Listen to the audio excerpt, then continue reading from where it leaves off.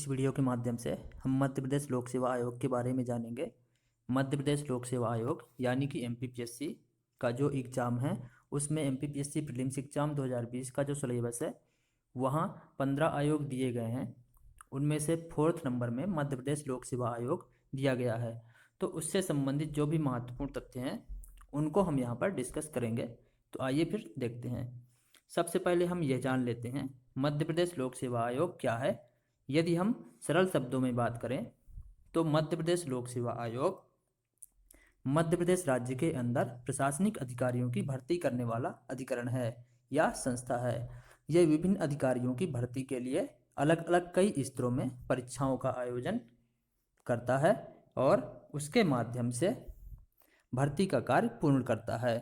जैसे state service examination, state forest service examination, state engineering service examination, इस तरह से यह कई सारे विभागों के लिए परीक्षाओं का आयोजन करता है। स्टेट सर्विस एग्जामिनेशन के माध्यम से कई सारे विभागों में अधिकारियों की भर्ती करवाता है, जैसे डिप्टी कलेक्टर, डीएसपी। इसी तरह से लेखा विभाग में भी अधिकारियों की भर्ती होती है और इनकम टैक्स डिपार्टमेंट में, शिक्षा विभाग में, इस तरह से कई सारे विभागों में भर्ती के लिए परीक्षाओं का आयोजन करता है। इसी तरह से स्टेट फॉरेस्ट सर्विस एग्जामिनेशन के अंदर ये वन विभाग से संबंधित जो अधिकारियों की भर्ती होती है उनकी प्रक्रिया यह पूर्ण कराता है।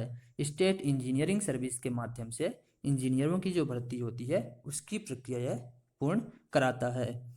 इसी तरह से अन्य कई सारे विभागों में एमपीपीएससी के माध्यम से कई सारे एग्जाम्स कराए जाते हैं और उनकी भर्ती करने का कार्य किया जाता है। अब हम बात करते हैं इसकी जो संवैधानिक प्रक्रिया है, यानी कि इसकी स्थापना कैसे हुई, इसका गठन कैसे किया गया और इस पर कितने अध्यक्ष और सदस्य कार्य करते हैं, उनकी पदावधि क्या होती है, इन सभी चीज़ों को हम इसके अंदर डिस्कस करेंगे। तो आइए फिर देखते हैं यहाँ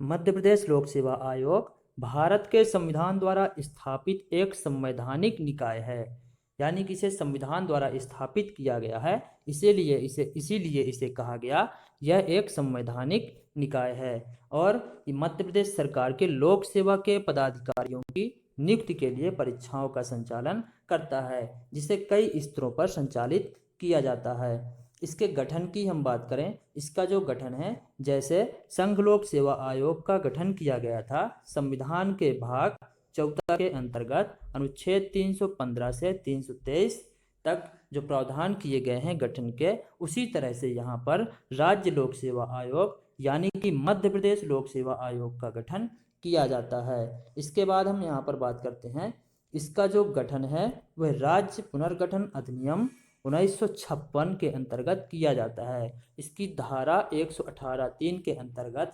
राष्ट्रपति के आदेश द्वारा इसका गठन होता है। राष्ट्रपति आदेश देते हैं और उसके बाद में अधिसूचना जारी की जाती है और उस अधिसूचना के तहत इसका गठन किया जाता है। अब बात करते हैं इसका गठन कब किया गया। तो इसका गठन किया गया 27 अक्टूबर 1956 को। जो हमारा मध्य प्रदेश है पहले 4 भागों में डिवाइड था, part A, part B, part C और चौथा था महाकौशल क्षेत्र। लेकिन 1953 में फजल अली आयोग का गठन किया गया, या इसी को राज्य पुनर्गठन आयोग भी कहा जाता है। तो उसके माध्यम से 1 नवंबर 1956 को नवीन मध्य प्रदेश का गठन किया गया। और जब नए मध्य प्रदेश का गठन किया गया तो यहाँ पर आवश्यक था मध्य प्रदेश लोक सेवा आयोग का भी गठन किया जाए, ताकि यहाँ पर प्रशासनिक अधिकारियों की नियुक्ति की जा सके। तो इसके लिए यहाँ पर नए राज्य के गठन के साथ ही यहाँ पर मध्य प्रदेश लोक सेवा आयोग का भी गठन किया गया। इसका गठन 27 अक्टूबर 1956 को किया गया। इसका मुख्यालय कहाँ है? इसका मुख्यालय इंदौर के अंदर यहाँ पर स्थापित किया गया है। इसके बाद हम बात करते हैं मध्य प्रदेश लोक सेवा आयोग में एक अध्यक्ष व कुछ अन्य सदस्य होते हैं। जो यहाँ पर अन्य सदस्य हैं उनकी संख्या का निर्धारण संविधान में नहीं किया गया है, उनकी संख्या को नहीं बताया गया है। यहाँ पर यह राज्यपाल द्वारा क्या होते हैं, नियुक्त किए जाते हैं और यह राज्यपाल की इच्छा पर ही छोड़ दिया गया है। वह जितने सदस्यों को चाहे उतने सदस्यों की नियुक्ति कर सकता है। इनकी नियुक्ति राज्यपाल द्वारा की जाती है। इनकी जो योग्यता है उसको निर्धारित नहीं किया गया है। तो यहाँ पर यह देखा गया है, यहाँ पर जो सदस्य होते हैं वह भारत सरकार या राज्य सरकार के अधीन उनमें से आधे सदस्यों को कम से कम 10 वर्षों तक कार्य का अनुभव होना चाहिए। उनको ही यहाँ पर सदस्य के रूप में नियुक्त किया जाता है। इसके बाद हम बात करते हैं इनके वेतन व भत्तों की। इनके वेतन व भत्ते कैसे मिलते हैं? इनके वेतन व भत्ते जो होते हैं वह पेंशन सहित सभी खर्चे जो इनको प्राप्त होते हैं राज्य की संचित निधि से प्राप्त होते हैं। यह हमें ध्यान रखना चाहिए। राज्य की संचित निधि से इनके वेतन, भत्ते और पेंशन सहित सभी खर्चे इनको प्राप्त होते हैं। इन पर राज्य विधानमंडल में मतदान नहीं होता, यानी कि इन पर राज्य विधानमंडल में प्रस्ताव पारित करके और इनको कम नहीं किया जा सकता है। इनके वेतन भत्तों को कम नहीं किया जा सकता, इसलिए इन पर राज्य विधानमंडल के अंदर यहाँ पर प्रस्ताव नहीं लाया जाता, मतदान नहीं किया जाता है।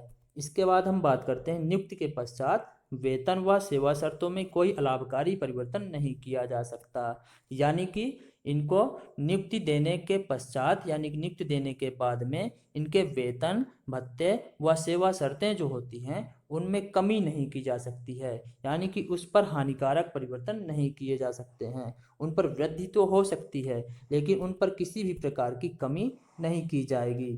फिर बात करते हैं इनकी सेवा शर्तों की। इनकी सेवा शर्तें जो होती हैं वह भी राज्यपाल ही निर्धारित करता है।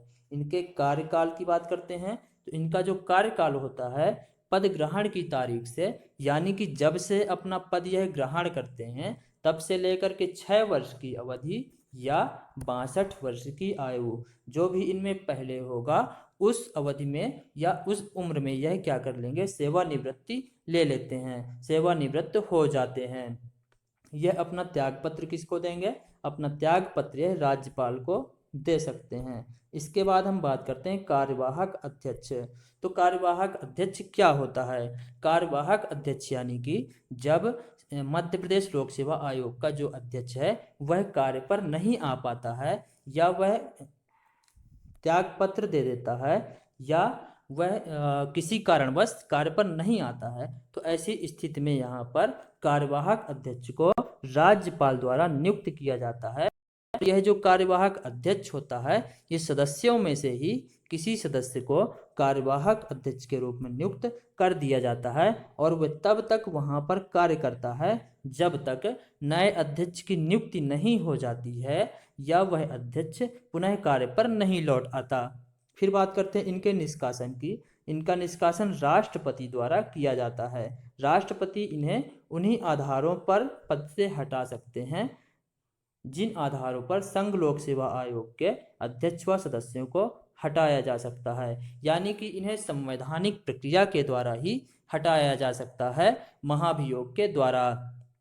अब हम यहाँ पर ध्यान देते हैं, यहाँ पर जो इनकी नियुक्ति की गई थी वह तो राज्यपाल द्वारा की गई थी, लेकिन इनका जो निष्कासन है, इन्हें जो पद से हटाया जा रहा है वह राष्ट्रपति द्वारा इनको हटाया जाएगा।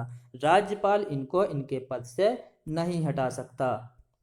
यह राष्ट्रपति के प्रसाद पर्यंत पद पर नहीं होते, यानी कि राष्ट्रपति यदि चाहे कभी भी इनको ऐसा नहीं कर सकता कि पद से हटा दे, वह एक संवैधानिक प्रक्रिया के तहत ही इनको पद से हटा सकता है। मध्य प्रदेश लोक सेवा आयोग का अध्यक्ष या सदस्य पुनः नियुक्ति का पात्र नहीं होता, यानी कि जो अध्यक्ष है वह अध्यक्ष के रूप में मध्य प्रदेश लोक सेवा आयोग के अंदर दोबारा कार्य नहीं कर सकता है, दोबारा उसकी नियुक्ति नहीं की जाएगी। इसी तरह से जो सदस्य है वह भी सदस्य के रूप में दोबारा नियुक्त नहीं किया जा सकता। मध्य प्रदेश लोक सेवा आयोग का अध्यक्ष कार्यकाल के बाद संघ लोक सेवा आयोग का अध्यक्ष या सदस्य या किसी अन्य राज्य लोक सेवा आयोग का अध्यक्ष बन सकता है, लेकिन भारत सरकार या राज्य सरकार के अधीन किसी और नियोजन का पात्र नहीं होता। यहाँ पर 3 बिंदु निकल करके आते हैं। पहली चीज, हम यहाँ पर अध्यक्ष की जब हम बात कर रहे हैं तो अध्यक्ष जो है यहाँ पर सेवानिवृत्ति के बाद दोबारा उसी पद पर यहाँ पर नियुक्त नहीं किया जा सकता है, लेकिन वह संघ लोक सेवा आयोग के अंदर अध्यक्ष के रूप में या सदस्य के रूप में नियुक्त किया जा सकता है। इसी तरह से किसी अन्य राज्य लोक सेवा आयोग का अध्यक्ष वह बन सकता है, यानी कि किसी दूसरे स्टेट में उसको अध्यक्ष के रूप में नियुक्त किया जा सकता है, लेकिन भारत सरकार या राज्य सरकार के अधीन किसी और नियोजन का पात्र नहीं होता। लेकिन सेवानिवृत्ति के बाद यहाँ पर जो भारत सरकार है या फिर जो राज्य सरकार है उसके अंडर में कोई और नौकरी यहाँ पर नहीं कर सकता। अगला पॉइंट है फिर यहाँ पर मध्य प्रदेश लोक सेवा आयोग का सदस्य। अब हम सदस्य की बात करते हैं, तो सदस्य भी कार्यकाल के बाद पुनः सदस्य के रूप में मध्य प्रदेश लोक सेवा आयोग के अंदर नियुक्त नहीं किया जाएगा, लेकिन वह संघ लोक सेवा आयोग का अध्यक्ष या सदस्य बन सकता है। इसी तरह से मध्य प्रदेश लोक सेवा आयोग का वह सदस्य दोबारा नहीं बन सकता, यानी कि पुनर्नियुक्ति नहीं दी जा सकती है, लेकिन वह मध्य प्रदेश लोक सेवा आयोग के अध्यक्ष के रूप में कार्य कर सकता है। इसी तरह से मध्य प्रदेश लोक सेवा आयोग के अतिरिक्त अन्य कोई स्टेट है, उस स्टेट में जाकर के भी वह राज्य लोक सेवा आयोग यानी कि आयोग के अध्यक्ष के रूप में वहां पर नियुक्त किया जा सकता है। लेकिन यहाँ पर भी जैसे अध्यक्ष जो है वह भारत सरकार या राज्य सरकार के अधीन किसी और नियोजन का पात्र नहीं होता है, उसी तरह से सदस्य भी भारत सरकार या राज्य सरकार के अधीन कोई और नियोजन यानी कि नौकरी नहीं कर सकता, उसके लिए वह पात्र नहीं होगा। कार्य क्षेत्र का विस्तार, इनके कार्य क्षेत्र में विस्तार कैसे होगा? जो राज्य विधानमंडल होगा वह अधिनियम पारित करके, अधिनियम के द्वारा यहाँ पर अधिनियम लाकर और इनके कार्य क्षेत्र में विस्तार कर सकते हैं, यानी कि इनको अतिरिक्त कार्य भी दिया जा सकता है। इसके बाद वार्षिक रिपोर्ट की बात करें तो राज्यपाल को वार्षिक रिपोर्ट, जो मध्य प्रदेश लोक सेवा आयोग है पूरे वर्ष में जो यह कार्य करेगा उसकी एक वार्षिक रिपोर्ट बना करके और राज्यपाल को सौंपता है, और राज्यपाल इस रिपोर्ट को विधानमंडल के समक्ष क्या करते हैं? प्रस्तुत कराते हैं। लेकिन मध्य प्रदेश के अंदर क्या है? मध्य प्रदेश के अंदर केवल विधानसभा कार्य करती है, जबकि विधानमंडल के अंदर विधानसभा और विधान परिषद आती है। तो यहाँ पर जो राज्यपाल है वह विधानसभा के समक्ष क्या करेगा? इस रिपोर्ट को प्रस्तुत करवाता है। राज्यपाल मध्य प्रदेश लोक सेवा आयोग के अधीन आने वाले किसी पद, विषय या सेवा को हटा सकता है, यानी कि जो मध्य प्रदेश लोक सेवा आयोग है उसके अंदर कोई पद है या कोई विषय है या सेवा है, उनको हटाने की जो बात है हटाने की जो शक्ति है वह राज्यपाल द्वारा की जा सकती है, यानी कि राज्यपाल को यह पावर दिया गया है। सेवाओं से संबंधित नियम राज्यपाल द्वारा बनाए जा सकते हैं। इस नियमन में 14 दिनों के लिए विधानसभा के समक्ष रखा जा सकता है, यानी कि अभी जो ऊपर वाला पॉइंट था कोई पद, विषय या सेवा से संबंधित, उसके लिए यहाँ पर यदि ऐसा राज्यपाल करता है, उसके लिए कोई नियमन बना रहा है, तो उस प्रस्ताव को 14 दिनों के लिए विधानसभा के समक्ष रखना होगा, और विधानसभा इस पर कोई संशोधन भी कर सकती है। फिर मध्य प्रदेश लोक सेवा आयोग जो है अनुशासनात्मक विषयों पर राज्य सरकार को सलाह देने का भी कार्य करता है, लेकिन ये सरकार राज्य सरकार माने यह आवश्यक नहीं है, यानी कि सलाह राज्य सरकार के लिए बाध्यकारी नहीं होती है। फिर अगला पॉइंट है जिला न्यायाधीश के अलावा न्यायिक सेवा में भर्ती करने हेतु नियम बनाने के लिए राज्यपाल राज्य लोक सेवा आयोग तथा उच्च न्यायालय से क्या करता है? संपर्क करता है, यानी कि जो प्रादेशिक स्तर पर जो न्यायाधीशों की भर्ती के लिए परीक्षाओं का आयोजन करवाया जाता है, राज्यपाल यहाँ पर क्या करते हैं? राज्यपाल राज्य लोक सेवा आयोग यानी कि MPPSC मध्य प्रदेश लोक सेवा आयोग से और उच्च न्यायालय से परामर्श करके और फिर यहाँ पर MPPSC को क्या करते हैं? आदेश देते हैं, और उसके माध्यम से न्यायिक सेवाओं के लिए परीक्षाओं का आयोजन किया जाता है। मध्य प्रदेश लोक सेवा आयोग के अध्यक्षों से संबंधित कुछ महत्वपूर्ण बिंदु हैं, उन बिंदुओं को अब हम यहाँ पर देखेंगे। तो मध्य प्रदेश लोक सेवा आयोग के प्रथम अध्यक्ष कौन थे? सबसे पहले अध्यक्ष जो बने थे यहाँ पर श्री DV रेगे यहाँ पर बने थे, प्रथम अध्यक्ष बने थे। अध्यक्ष के रूप में सबसे बड़ा कार्यकाल किसका था? विनय शंकर दुबे ने यहाँ पर सबसे लंबा कार्यकाल जो अध्यक्ष के रूप में अभी तक रहा है, विनय शंकर दुबे का रहा है। सबसे छोटा कार्यकाल अध्यक्ष के रूप में किसका था? प्रोफेसर एसपी गौतम का सबसे छोटा कार्यकाल इनका अभी तक का रहा है। वर्तमान में अभी जो यहाँ पर कार्यरत अध्यक्ष हैं एमपीपीएससी के, वह प्रोफेसर भास्कर चौबे हो जाएंगे। अभी तक मध्य प्रदेश लोक सेवा आयोग में कोई भी महिला अध्यक्ष नहीं रही है, यह हमें ध्यान रखना होगा।